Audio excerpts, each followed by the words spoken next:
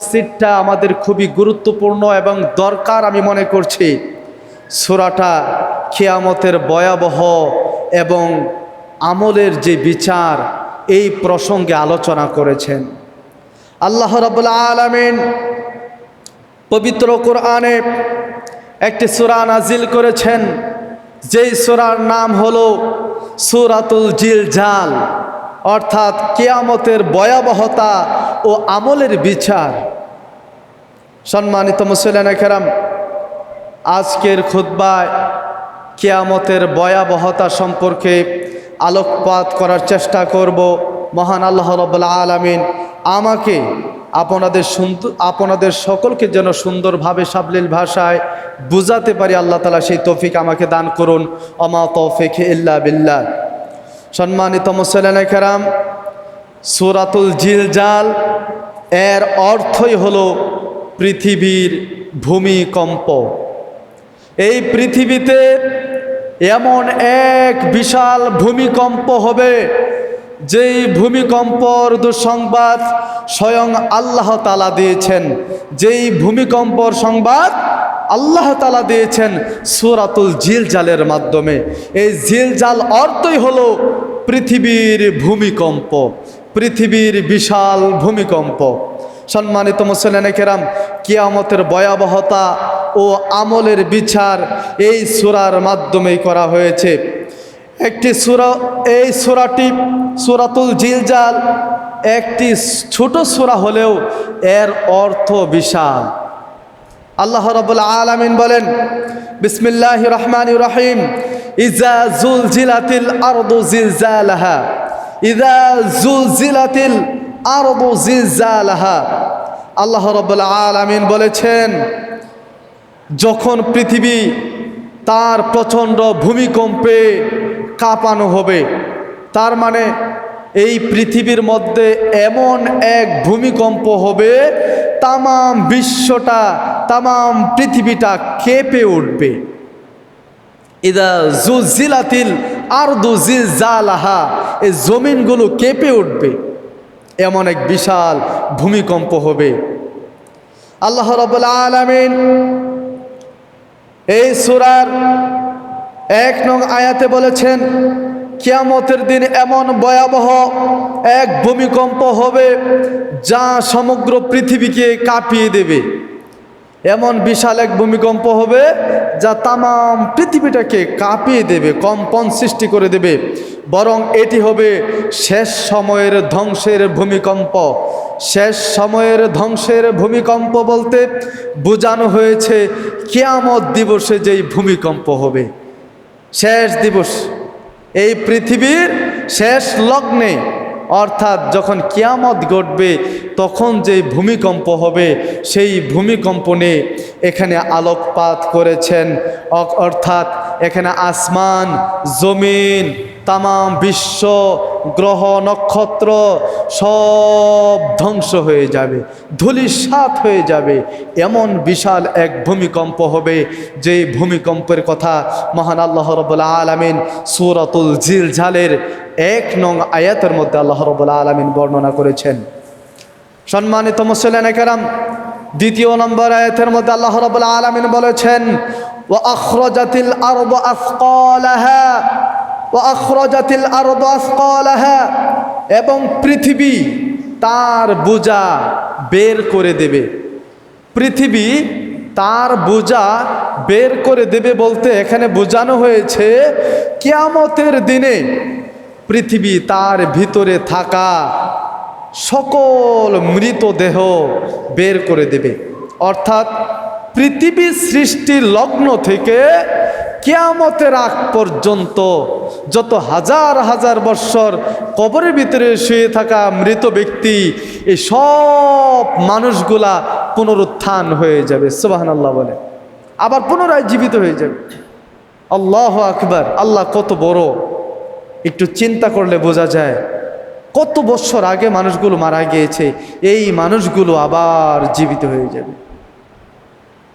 সম্মানিত মুসলিম কেরাম, যে মানুষ শত শত বছর আগে মাটির নিচে পড়ে রয়েছে, সেও পুনরুত্থিত হবে, অর্থাৎ এর থেকে কেউ বাঁচতে পারবে না।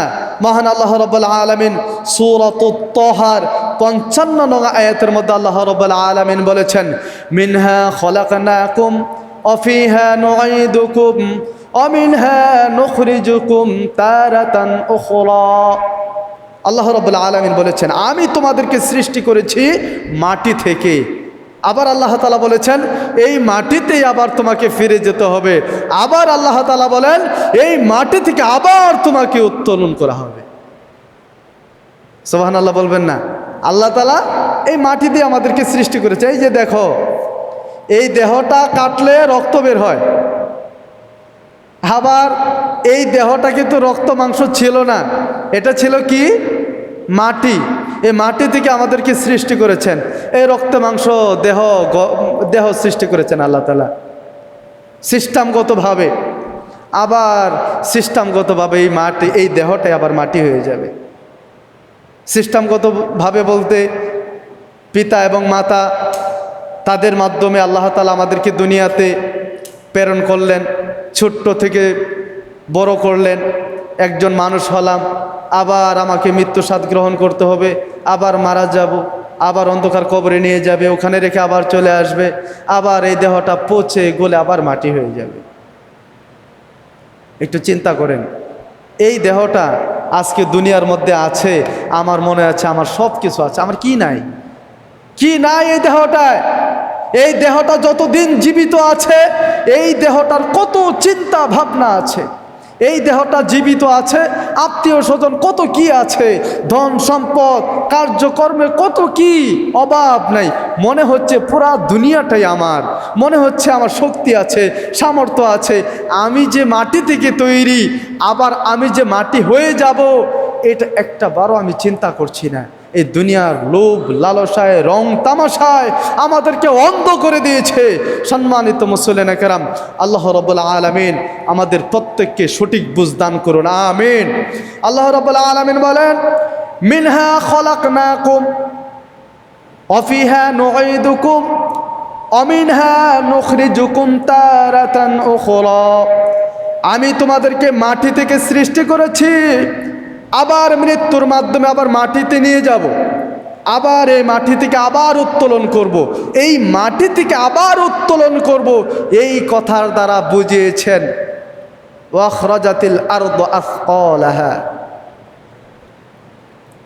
যখন আল্লাহ রাব্বুল আলামিন বিশাল ভূমিকম্প, ইযা জুলজিলাতিল আরদু জিলজালাহা, এই আয়াত দ্বারা যেই ভূমিকম্পের কথা বললেন, ওই ভূমিকম্প যখন শুরু হয়ে যাবে, এই 500 বছর, 1000 বছর ও বহু পূর্বে, অর্থাৎ পৃথিবী সৃষ্টির লগ্ন থেকে কিয়ামতের আগ পর্যন্ত যত মানুষ মৃত্যুর স্বাদ গ্রহণ করেছে, সবাইকে আবার পুনরুত্থান করবেন।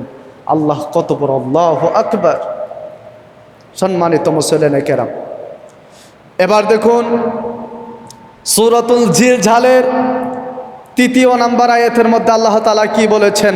ওয়াকালাল ইনসানু মা লাহা। আল্লাহ রাব্বুল আলামিন বলেন, এবং মানুষ বলবে এর কি হয়েছে? মানুষ বলবে ওয়াকালাল ইনসানু, মানুষ বলবে মা লাহা, কি হলো? মানুষ হতভম্ব খেয়ে যাবে। যখন কম্পন সৃষ্টি হয়ে যাবে, তখন মানুষ আতঙ্কিত হয়ে যাবে। যারা মুমিন, যারা প্রভু ভক্ত, যারা মুত্তাকি, তারা ভয় পাবে, কিন্তু তেমন ভয় পাবে না, কারণ তাদের মাথায় আছে এমন একটা ঘটনা ঘটবে। আর যারা গাফেল, যারা জানতো না, যারা বোঝার চেষ্টা করতো না, জানার চেষ্টা করতো না, তারা সব থেকে বেশি আতঙ্কিত অবস্থা হয়ে যাবে। তারা বলবে কি হলো, পৃথিবী এমন করছে কেন? সম্মানিত মুসলিম কেরাম, মানুষ তখন বিস্মিত হয়ে বলবে পৃথিবীর কি হলো? যারা পৃথিবীতে গাফেল ছিল, যারা আল্লাহকে ভয় করেনি, তাদের জন্য কম্পন, ভয়েস চরম বিপর্যজনক হবে। আর যারা ইমানদার তারা বুঝতে পারবে যে এটা আল্লাহ তাআলার প্রতিশ্রুতি, আল্লাহ তাআলা বলেছিলেন এমনটা হবে, আর এমনটাই হয়েছে। যেমনটা আল্লাহ তাআলা বলেছিলেন তেমনটাই হয়েছে। তারা বেশি বিস্মিত হবে না, ভয় পাবে না। তারা শুধু তাওয়াক্কুল করবে কার কাছে? আল্লাহর কাছে। যে আল্লাহ যা করেন ভালোর জন্য করেন, আল্লাহ সুবহানাহু ওয়া তাআলা হেফাজত করুন। আল্লাহর নাম সব থেকে বেশি বেশি তখন তারা জপবে। পরবর্তী সূরাতুল জিলজালের 4 থেকে 5 নং আয়াত আল্লাহ রাব্বুল আলামিন বলেন, ইয়াউমাইযিন তুহাদ্দিসু আখবারাহা ইয়াউমাইযিন তুহাদ্দিসু আখবারাহা বিআন্না রাব্বাকা আওহা লাহা। আল্লাহ রাব্বুল আলামিন বলেন, সেদিন পৃথিবী তার সংবাদ জানিয়ে দেবে, কারণ তোমার প্রভু তাকে তা আদেশ করেছেন। সুবহানাল্লাহ বলেন। যখন মানুষ বলবে পৃথিবীর কি হলো, অকল আল ইনসানু মা লাহা মা লাহা, কি হলো, এমন হচ্ছে কেন, তখন আল্লাহ রাব্বুল আলামিন বলেন, ইয়াউমাইযিন তুহাদ্দিসু আখবারাহা, সেদিন পৃথিবী তার সংবাদ জানিয়ে দেবে। পৃথিবী তখন কথা বলবে। সুবহানাল্লাহ বলবেন না?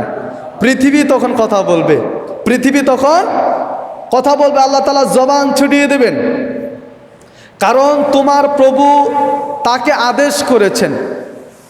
বিআন্না রাব্বাকা আওহা লাহা, তার মানে আল্লাহ তাআলা তাকে আদেশ করবেন।